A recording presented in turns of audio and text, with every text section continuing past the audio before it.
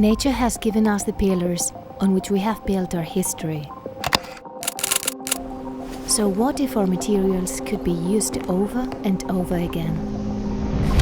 Or if we used wood that doesn't come from trees, but also comes from nature? What if we believed that big changes actually come from small ideas?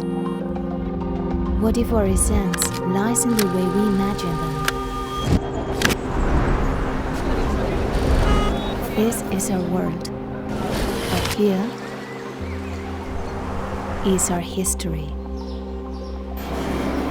Strand by strand, step by step, and fiber by fiber, we have chosen to work towards a healthier, fairer environment.